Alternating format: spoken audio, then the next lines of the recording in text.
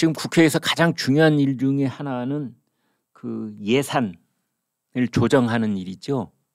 그래서 각 상임위별로도 하고 예산결산 특별위원회에서도 하고 뭐 이제 이렇게 예산을, 그러니까 예산은 정부가 그 기초안을 짜서 국회에 넘기는 겁니다. 그러면 그 국회가 예산을 심의를 아주 세세하게 해서 그거를 의결을 하는 겁니다. 의결. 투표에 붙여서 그걸 이제 통과를 시켜주는 거죠. 그러면 그 예산안이 정부로 다시 돌아와서 그게 집행이 되는 겁니다. 그런데 이제 뭐 과거에도 그랬습니다만 야당이 이제 시비를 붙는 거죠. 예산에 대해서.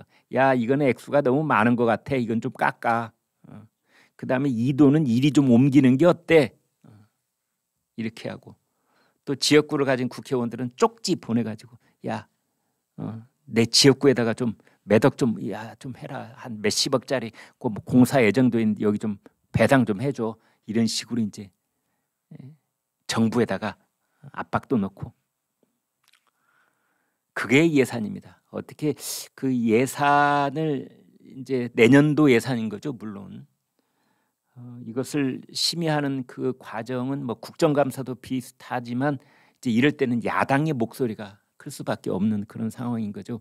여당 쪽에서는 정부에서 기획재정부가 짠 예산을 대부분 크게 손대지 않고 이렇게 이제 내년도 예산으로 갈 수 있도록 하려고 그러고, 야당은 어떻게든 시비를 붙어서 이렇게 좀 긁어놓으려고 하는 뭐 이런 건데, 지금 더불어민주당은 한마디로 해도 너무한다. 해도 너무한다. 대선 불복, 지난 3월 9일에 있었던 대통령 선거를 인정하지 않는 듯한 그런 의혹을 살 만큼 해도 너무하고 있다. 윤석열 대통령의 중점 사업은 다 깎아놓고 거의 상처투성이로 만들어놓고, 대신에 이재명이 이제 공약을 했던 것은 갑자기 예산을 듬뿍듬뿍 얹어가지고 몇 조씩 지금 이러고 있는 겁니다. 원래요, 원래 그렇습니다. 원래는 국회에서 예산을 심의할 때는 깎을 수는 있는데 증액은 할 수 없습니다, 여러분. 왜? 국민 세금이니까. 가령 한국이 600조의 내년도 예산을 정부에서 짰는데 국회에서 갑자기 마음대로 700조로 이걸 늘려놨다고 해보겠습니다. 제가 좀 극단적으로 설명을 드립니다만, 그럼 100조라는 돈을 새로 마련해야 되잖아요. 국민 세금을 더 긁어내든 뭐 국채를 발행하든 국민들 삶에 그대로 주름살이 가는 거기 때문에 그 기본 취지를 살리려면 세금을 증액을 하지는 않는다. 이제 그러면 절차적으로 증액하는 걸 어떻게 막아놨느냐? 국회에서 증액된 세목은 반드시 기재부가 승인을 하도록 동의를 해야만 그게 증액될 수 있게 해놨습니다. 지금 그래서 뭐 더불어민주당이 단독으로 이재명 표 공약에 대한 세금 증액이 뭐 자기들 마음대로 이루어질 수 있는 것은 아닌데요. 이제 그것에 지금 진행을 좀 두고 봐야 되겠습니다. 그런데 오늘 나와 있는 뉴스는 뭐냐? 이겁니다.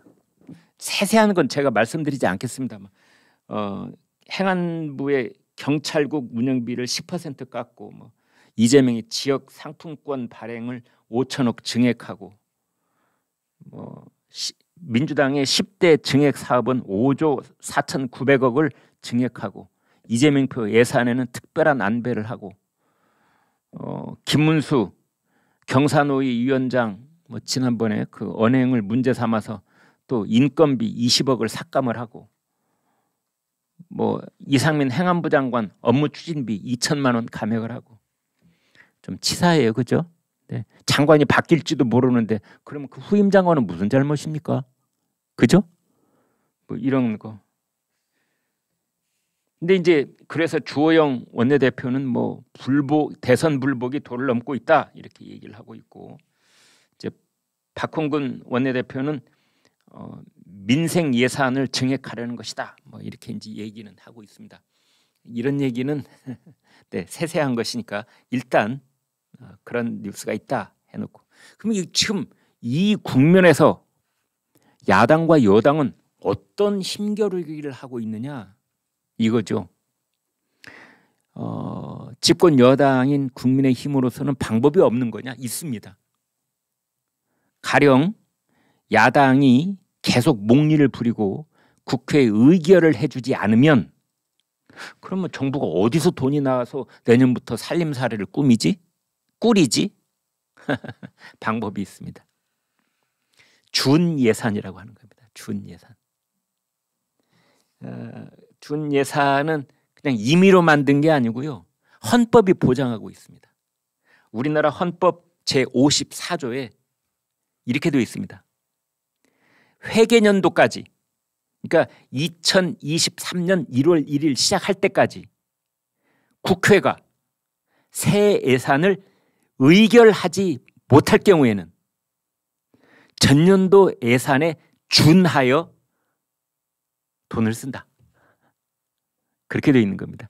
그러니까 전년도 예산에 준하여 새 정부 예산을 일단 집행하고 본다. 그래서 이걸 준예산이라고 하는 겁니다. 법에 딱 나와 있습니다. 헌법에 그것도. 그러면은 이게 이제 잠정 예산이라고 할 수 있는 거죠. 말을 바꾸면 뭐 준예산 말이 좀 그렇습니다. 잠정 예산인 거죠. 우리나라에만 그런 것도 아니고요, 다 있습니다. 미국, 일본, 뭐 프랑스 다 있습니다. 이런 예산. 그쪽도 이제 의회가 시비를 붙어가지고 회계년도 새로 시작됐는데 의회가 뭐 치고받고 싸움하느라고 예산이 의회 통과를 못하면 다 이렇게 준예산 나가도록 하고 있는 겁니다. 잠정 예산. 이게 이제 대통령과 정부 여당이 할 수 있는 카드고, 그러자 더불어민주당에서는 어떤 얘기를 하고 있느냐? 수정안을 내겠다. 수정안. 그러니까 그 예산안 조정을 하는 정도가 아니라 윤석열 정부가 예산안을 국회에다 넘겼는데 더불어민주당이 정부가 넘긴 예산안을 발로 차버리고 더불어민주당이 예산안을 새로 만들겠다. 이런 뜻입니다. 더불어민주당이 자기네들이 마치 집권 여당이라도 된 듯이, 아직도 문재인 정권이라도 돼 있는 듯이, 그게 오늘 아침까지 나온 얘기입니다. 준예산이냐 수정안이냐. 그래서 주호영 원내대표가 하는 말이 대선 불복이다 하고 있는 겁니다. 만약 더불어민주당 내에서 예산안 수정안 얘기가 지금보다 더 커지고 본격적으로 이제 나오기 시작하면 이것은 대선 불복입니다. 왜? 윤석열 정부의 예산안을 100% 깡그리 무시하고 더불어민주당이 새로 예산을 짜겠다고 하는 것은 대선 불복이지 뭡니까?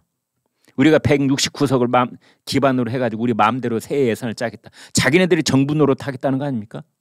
아직도 민주당 정부다. 그거거든요. 지금 이제 그런 대목을 지금 지나가고 있습니다. 오늘이 금요일인데 주말 넘어가면서 다음 주에도 계속됩니다. 그 과정 지켜보도록 하겠습니다. 뭐 부분적으로는 뭔가 타협을 하기도 하고 그러고는 있습니다만 지금 아주 충돌 양상이 이만저만이 아닙니다. 제가 늘 드리는 말씀이 이렇습니다. 조선일보 신문, 종이신문 한 번씩 구독을 하시면 제가 장담할 수 있습니다. 장담하실 수 있습니다. 부자 되십니다. 행복해지십니다. 그리고 무엇보다도 팩트 중심의 인포메이션을 가질 수 있게 되십니다. 저희 조선일보 제가 지금 논설위원인데요. 저보다 지금 선배님들도 많이 계십니다. 근데 제가 이제 위로 치면은 한 1%, 2% 안에 드는데요. 횟수로 치니까 37년, 38년 이 조선일보에 기자로 논설위원으로 일하고 있습니다. 근데 다른 건 다 몰라라. 저희가 어떻게 신문을 만드는가는 여러분께 제 얼굴과 이름을 걸고 분명하게 말씀드릴 수가 있습니다. 300명쯤 되는 기자들이, 어떻게 보면 제 입으로 이렇게 말씀드려서 민망합니다만 우리 사회에서 꽤 엘리트 쪽에 속한다는 그 젊은 시절부터 정말 24시간 혼신을 다해서 취재하고 문장을 가다듬고 균형을 잡으려고 애를 쓰고 불편부당하려고 하고 그렇게 해서 만들어서 새벽 5시에 여러분 집 앞에 갖다 배달하는 신문이 조선일보입니다. 조선일보가 머릿속에 가지고 있는 건 단 하나밖에 없습니다. 팩트가 신성한 것이다. 팩트가 신성한 것이다. 여러분 조선닷컴 이렇게 보면은 맨 첫 화면에 팩트 퍼스트, 팩트가 첫째다. 보수파냐 진보파냐 대통령이냐 뭐 야당이냐 누구냐 윤석열이냐 이재명이냐 이게 우리의 퍼스트가 아닌 겁니다. 팩트, 팩트, 팩트에 목숨을 건다. 팩트는 신성하다. 팩트는 하나님이다. 팩트는 부처님이다. 그 손톱만한 팩트 하나를 얻기 위해서 저 우리 신참 기자들은 몇 밤을 새우기도 합니다. 그렇게 해서 노력해내는 그 신문이 조선일보이고 우리나라에서 영향력 1등, 이런 말씀을 또 제가 좀 민망합니다. 사실이니까, 이것도 팩트니까. 우리나라 영향력 1등, 그 다음에 우리 오피니언 리더들한테 조사를 하면은 명품 신문 1등, 발행 부수 1등, 구독자 수 1등. 밤새 취재를 하고 문장을 본인이 보고 데스크가 보고 국장이 보고 차장이 보고 부장이 보고 이런 과정 속에서 신문을 만들어서 30면의 신문을 집 앞에 딱 배달해 주는데 이게 1,000원입니다. 1,000원. 1,000원. 이 세상에서 가장 가성비 높은 물건이 있다면 새벽 5시에 여러분 집 앞에 놓이는 1,000원짜리 조선일보일 겁니다. 지금 제가 번호 보여드리고 있는데요. 1577-8585 입에도 딱 올라붙습니다. 1577-8585 일로 전화를 거셔서 구독 신청을 하신 다음에 조선일보 유튜브 김광일 쇼 보고 구독하게 됐다 이렇게 해주시면 저희 11시 쇼 이 제작진들이 큰 칭찬을 받을 수가 있습니다. 네, 여러분 부탁드리겠습니다.